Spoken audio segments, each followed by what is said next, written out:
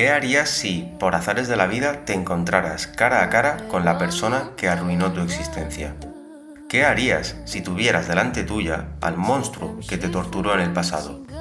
Esto es lo que plantea la película de Un simple accidente, la última obra maestra del director iraní Jafar Panahi, ganadora de la Palma de Oro en Cannes. Una película rodada en la más absoluta clandestinidad, desafiando la censura de un régimen dictatorial, y que te atrapa en un dilema moral del que es imposible escapar. Todo empieza con una casualidad. Un coche pincha una rueda de noche en una carretera de Irán. Dentro viaja una familia aparentemente normal. Un hombre afable, su esposa embarazada y su hija pequeña. Se detienen en un taller para pedir ayuda, y es ahí donde el destino juega su carta más macabra. El mecánico del taller, Vahid, se fija en un detalle. El padre de familia camina con una cojera muy particular. Oiga, Vahid. ¿Vahid? En ese segundo, el mundo de Vahid se congela. Está completamente seguro de que ese hombre es el funcionario del régimen que lo torturó años atrás.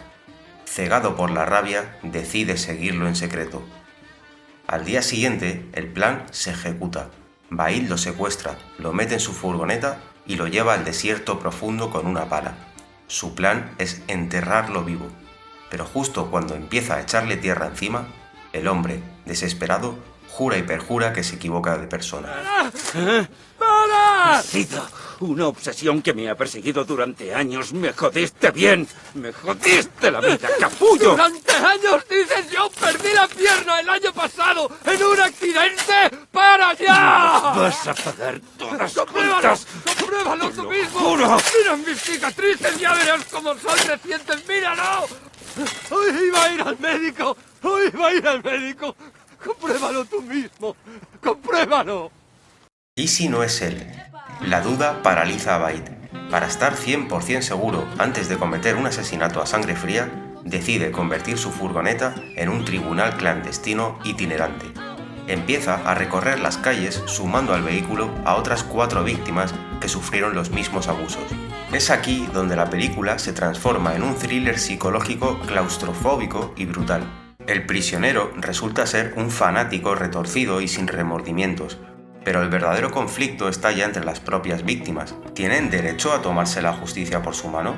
¿Ejecutar al verdugo los convierte en monstruos iguales a él? ¡Cabronazo de mierda! ¡Déjame! ¡No, hombre! ¡Ahora qué es ese cabrón!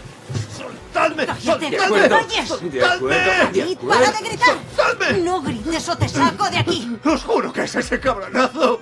Es la puta pierna que perdió en Siria. Os lo puedo asegurar. Machacaba a los tíos como yo. Se cebaba con nosotros hasta que se hartaba de pegarnos. Llevo 5 años acariciando Espera. su pierna en mis pesadillas y ahora no dejaré pasar la oportunidad. ¡Soltadme de una vez! Justo cuando la tensión está a punto de estallar en mitad del desierto, ocurre lo impensable. El teléfono móvil del torturador empieza a sonar. Al responder, las víctimas descubren que la familia inocente de este hombre está en una situación de peligro de muerte y necesitan auxilio urgente. Su hija estaba llorando. Me ha dicho que su madre se ha desmayado en la cocina. Es una trampa, está claro, joder. ¿Qué dices? Es en este instante cuando las reglas del juego cambian por completo. Porque, ¿qué deben hacer? ¿Ignorar la llamada para consumar su venganza? ¿O salvar a la familia del hombre que les destrozó la vida? El motor analítico del film arranca cuando una víctima cree reconocer a su torturador. En el cine de Panahi, la memoria traumática no funciona como un recuerdo, funciona más bien como una herida abierta. El pasado no está terminado, sigue ocurriendo en tiempo real. Pero Panahi introduce una grieta decisiva, la duda. El presunto verdugo niega su identidad y surge el gran problema del conocimiento frente al trauma. La víctima reconoce fragmentos sensoriales, una voz, una manera de caminar, un sonido. No hay una prueba forense limpia porque el trauma rara vez la conserva, se guarda en restos deformados. Aquí reside la inteligencia del film. Los personajes deben tomar una decisión moral drástica, sin disponer jamás de certeza absoluta. Matar a un torturador puede parecer justicia. Matar al hombre equivocado es reproducir exactamente la lógica del terror. Panahi nos enfrenta a la verdad incómoda de que el trauma puede deformar la percepción, pero sin que eso invalide en absoluto el sufrimiento padecido. Analizando la puesta en escena, el uso del vehículo es una herencia directa del maestro Abbas Kiarostami. Si recordamos obras como El sabor de las cerezas o Ten, sabemos que en el cine iraní moderno el automóvil no es simplemente un transporte, se convierte en un confesionario, en un tribunal improvisado y en un limbo de suspensión moral. Panahi recoge este testigo pero lo radicaliza hacia un terreno puramente político. Esta toma de decisiones éticas construida a partir de información imperfecta y fragmentada también dialoga con el cine de Asghar Farhadi, como en Nader y Simin, una separación. Sin embargo, mientras Farhadi explora la culpa interpersonal de la burguesía, Panahi nos encierra para analizar la culpa derivada de una violencia política estructural. Es un minimalismo como estrategia ética, ya que no usa música extradiegética ni artificios visuales que protejan emocionalmente al espectador. Francis Bacon dejó escrito que la venganza es una justicia bárbara y salvaje.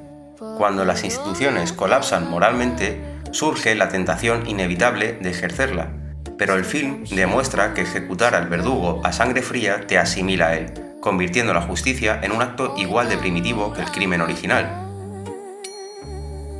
En el punto más crítico de la deliberación, un elemento externo, una llamada familiar, introduce el sufrimiento ajeno en la ecuación. Esto es la perfecta ilustración del momento Levinas. La epifanía del rostro del otro irrumpe como un mandamiento ético instantáneo que fractura el egoísmo del yo y sus planes de venganza.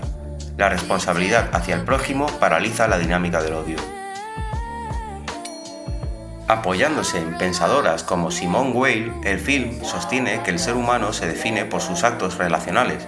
Al elegir salvar y cuidar en lugar de destruir, las víctimas rompen de forma contracorriente el ciclo de la violencia. No hay perdón hacia el verdugo, pero sí hay una necesidad absoluta de preservar la propia condición humana. Como decía Simone Weil, el bien en un entorno hostil es un misterio inexplicable. No busca otra razón que a sí mismo, y es lo que hace a las víctimas moralmente superiores. Otro pilar fundamental de la obra es su tono. Panahi logra un equilibrio asombroso entre el thriller moral, el terror político y un humor negro profundamente kafkiano. El director entiende que en los regímenes autoritarios la opresión no siempre es monumental, muchas veces es ridícula, logística, burocrática y humillante. ¿Tenéis algo suelto? Tranquilo, tenemos datáfono. Tenga. El mal aparece en trámites y miedos cotidianos. Este humor incómodo no es accesorio. Humaniza a las víctimas evitando el melodrama sufriente y vuelve el horror mucho más real al retratar sus contradicciones absurdas. Asimismo, la puesta en escena en el desierto, con ese árbol seco y una tumba abierta, es una cita visual explícita a Esperando a Godot, de Samuel Beckett. Es la metáfora perfecta de la sociedad iraní contemporánea, un escenario desolado donde las víctimas debaten atrapadas en un bucle, viviendo en la agónica expectativa de un cambio social y político que parece que nunca va a llegar. No podemos olvidar el carácter autobiográfico de este enfoque. Panahi no nos habla de la represión desde una distancia académica, nos habla desde dentro, habiendo sufrido él mismo la cárcel, el arresto domiciliario y la censura. El final de un simple accidente rehúye deliberadamente cualquier clausura moral cómoda.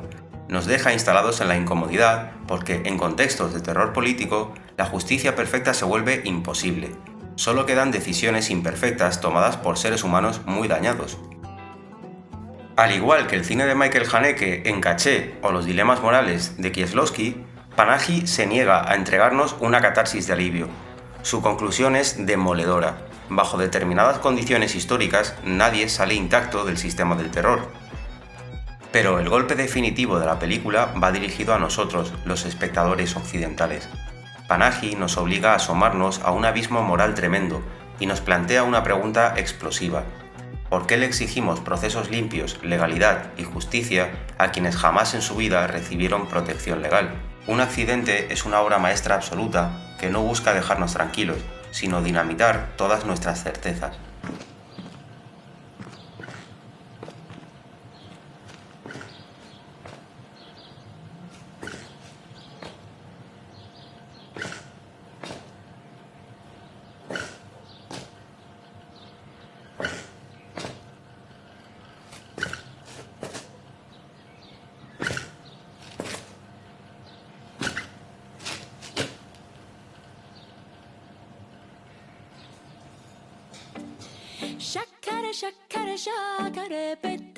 Si te ha gustado este análisis, déjame tu opinión en los comentarios. ¿Es posible mantener la moral intacta cuando el sistema que te rodea está corrompido? No olvides darle a like y suscribirte para más videoensayos de cine. Nos vemos en el próximo análisis.